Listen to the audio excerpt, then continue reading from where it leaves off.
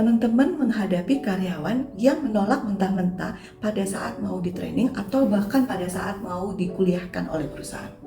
Logikanya orang dikuliahkan atau orang diberikan akses pendidikan formal maupun informal itu senang ya. Tapi faktanya banyak juga yang menolak.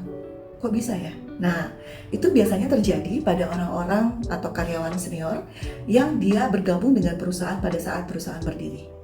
Jadi yang namanya perusahaan baru berdiri itu jamak ya.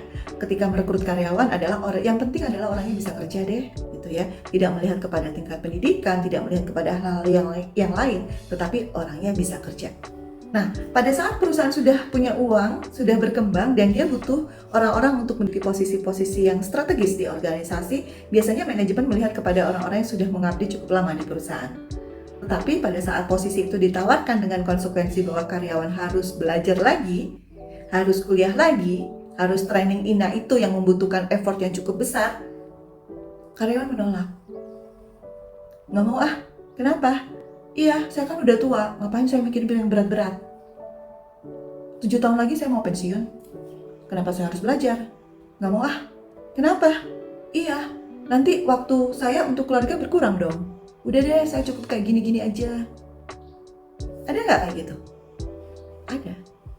Nah, untuk menghadapi kondisi seperti itu, apa yang kita harus lakukan? 1. Gerbang awal, yaitu rekrutmen. Pastikan kita merekrut orang-orang yang memiliki kemauan untuk terus belajar.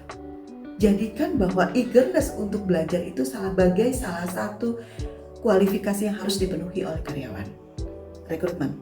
Yang kedua, kita bisa mencantumkan kesediaan untuk terus belajar sebagai salah satu klausul dalam perjanjian kerja dengan karyawan.